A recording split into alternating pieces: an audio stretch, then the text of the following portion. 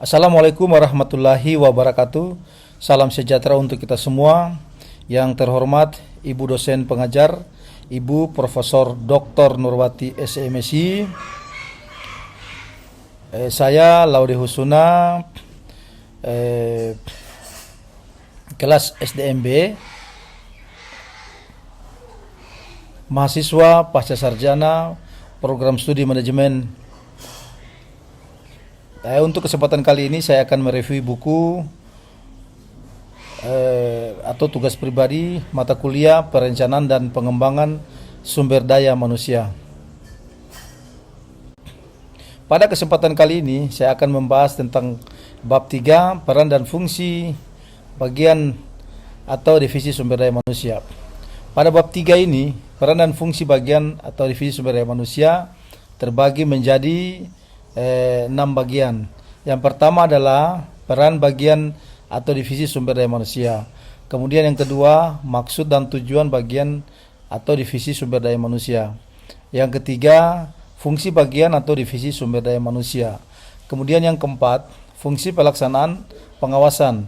Yang kelima, profesionalisme staf divisi sumber daya manusia. Yang keenam, praktek pengelolaan sumber daya manusia. Kita masuk ke yang pertama adalah peran bagian dan divisi sumber daya manusia. Peran divisi sumber daya manusia meliputi 1. Memberikan informasi dan interpretasi masalah terkait sumber daya manusia seperti ketentuan jumlah upah, jaminan sosial, standar keselamatan kerja, penilaian persentase kerja, dan pemeliharaan kesehatan kerja dan lain-lain.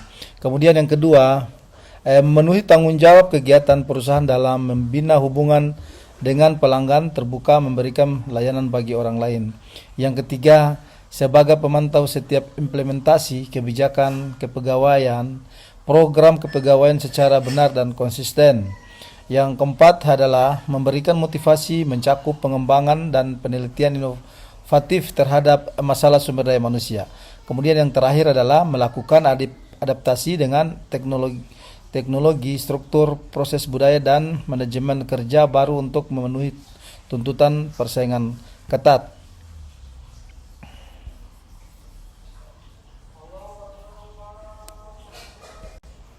Kemudian yang kedua, maksud dan tujuan bagian atau divisi sumber daya manusia. Maksud bagian sumber daya manusia dibentuk adalah untuk menyediakan satuan tenaga kerja efektif bagi organisasi atau perusahaan.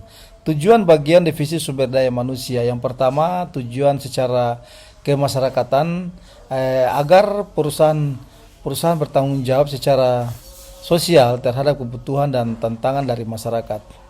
Tujuan secara masyarakat ini bertujuan agar perusahaan-perusahaan memberikan bantuan atau memberikan tunjangan seperti memberikan CSR baik secara langsung maupun tidak langsung, melalui masyarakat itu sendiri atau melalui pemerintah dengan dibentuknya program oleh pemerintah.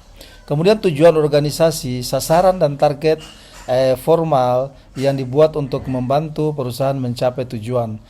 Kemudian tujuan fungsional, mempertahankan kontribusi divisi sumber daya manusia pada situasi dan kondisi sesuai dengan kebutuhan perusahaan. Tujuan pribadi. Tujuan pribadi ini setiap anggota yang terlibat dalam perusahaan atau organisasi yang dicapai melalui kegiatan yang dilaksanakannya. Tujuan manajemen sumber daya manusia, membantu karyawan mencapai tujuan pribadi dalam meningkatkan kontribusi terhadap kepentingan perusahaan.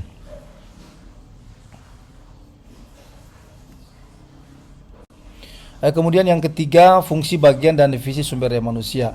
Fungsi bagian dan divisi sumber daya manusia ini terbagi menjadi 3. Yang pertama adalah fungsi perumusan kebijakan dan strategis. Kebijakan sumber daya manusia merupakan pedoman bagi manajemen dan membantu manajemen dalam mencapai tujuan perusahaan. Di sini fungsi dari perumusan kebijakan dan strategi, di mana pimpinan perusahaan harus bisa memberikan atau bijak dalam mengambil keputusan. Kemudian strategi-strategi yang diambil oleh pimpinan perusahaan harus tepat, sehingga perusahaan itu sendiri bisa berjalan dengan baik. Kemudian yang kedua, fungsi pemberi saran. Divisi sumber daya manusia dipandang sebagai konsultan internal yang mengumpulkan informasi, menganalisis masalah, menentukan solusi, dan menawarkan bantuan serta bimbingan masalah sumber daya manusia. Di sini fungsi pemberian saran ini di mana pimpinan perusahaan harus bisa menganalisis masalah-masalah yang timbul. Kemudian ketika ada masalah yang timbul, pimpinan perusahaan bisa mengambil keputusan yang tepat untuk menentukan solusi, terus menawarkan bantuan serta bimbingan masalah sumber daya manusia. Kemudian yang ketiga, fungsi pemberian layanan. Fungsi pemberian layanan ini adalah kegiatan divisi sumber daya manusia yang menunjukkan fungsinya dalam memberikan layanan adalah penarikan sumber daya manusia, seleksi, pelatihan dan pengembangan serta pemberian kompensasi. Di sini fungsi pemberian layanan. Di sini pimpinan perusahaan harus mampu memberikan tugas-tugas atau memberikan pelatihan kepada karyawan, diseleksi, terus pada saat memberikan pelatihan atau pengembangan, pemberian kompensasi kepada karyawan. Setelah melakukan kegiatan itu, terus perusahaan bisa memberikan kompensasi kepada karyawannya.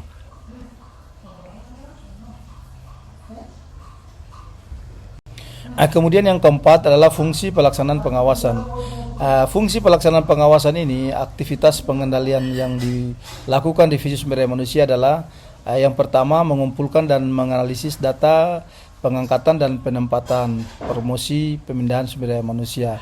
Di sini pimpinan perusahaan harus bisa menempatkan karyawan-karyawan yang mampu untuk bekerja sesuai dengan tupoksinya masing-masing. Kemudian yang ketiga, menilai catatan kinerja untuk mengetahui pencapaian standar kinerja atau prestasi kerja yang ditentukan.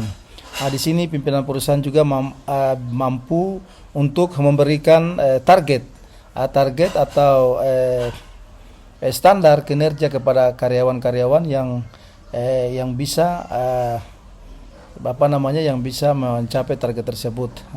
Kemudian yang ketiga, menganalisis statistik yang berhubungan dengan absensi perputaran sumber daya manusia, keluhan kecelakaan kerja dan masalah pentingnya lainnya yang harus dikurangi.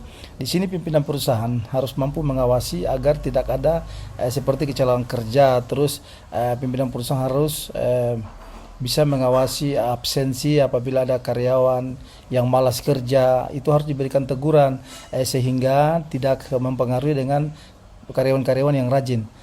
Ketika ada karyawan yang malas atau tidak hadir, pimpinan perusahaan harus memberikan teguran 1 sampai 2 kali, 3 kali tidak dilaksanakan, itu harus dikeluarkan karena agar tidak terpengaruh dengan karyawan-karyawan yang hadir, yang rajin pada saat waktu bekerja.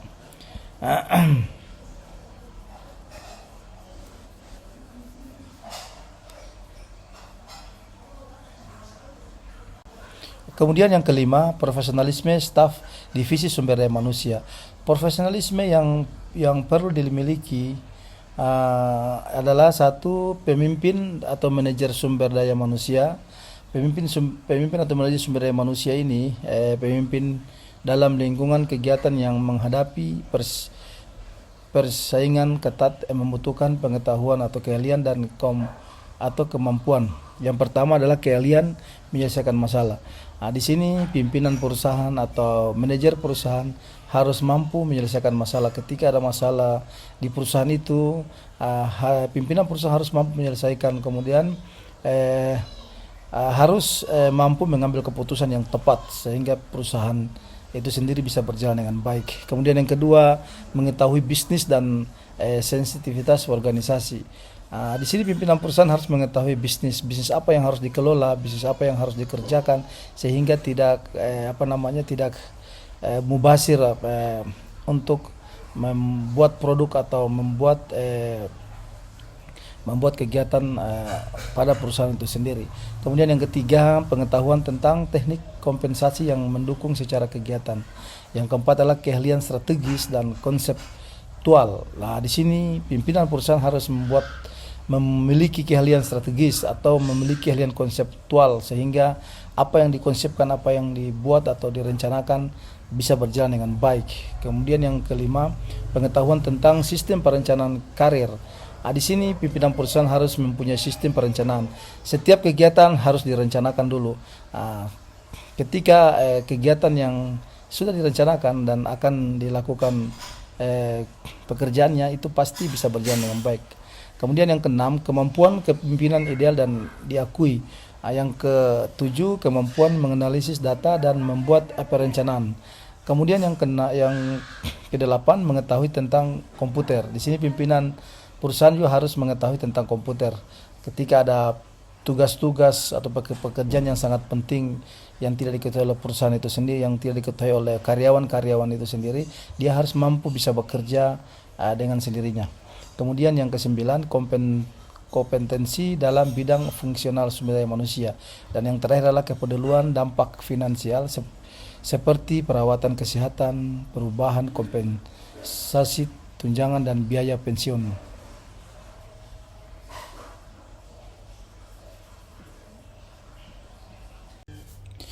Kemudian yang kedua adalah generalis sumber daya manusia. Divisi sumber daya manusia dapat menjalankan fungsi dan peran efektif. Para generalis harus mempunyai kualitas yang juga dimiliki spesialis sumber daya manusia, tetapi tidak sebanyak keahlian yang dimiliki spesialis sumber daya manusia. Yang ketiga, spesialis sumber daya manusia. Spesialis sumber daya manusia ini melaksanakan setiap kegiatan sumber daya manusia sehingga kandidat yang memenuhi syarat dapat berasal dari program yang terspesialisasi dalam bidangnya seperti hukum, psikologis, organisasi hubungan industrial MSDM, pengembangan organisasi dan kesehatan kerja.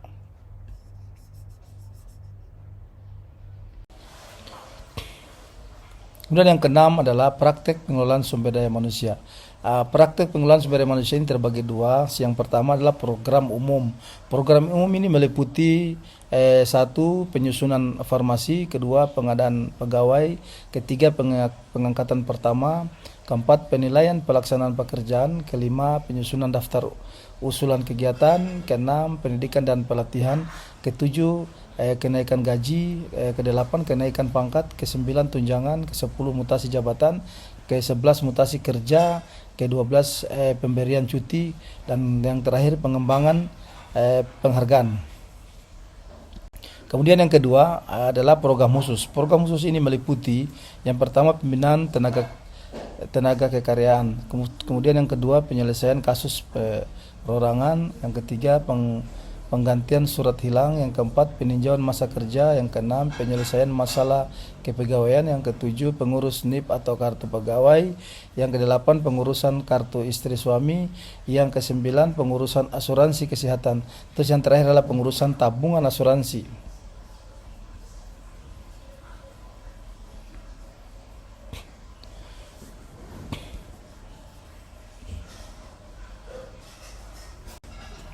Demikianlah presentasi yang saya bawakan pada kesempatan kali ini. Bila ada kesalahan yang saya sampaikan mohon dimaafkan. Billahi taufiq wal hidayah. Wassalamualaikum warahmatullahi wabarakatuh.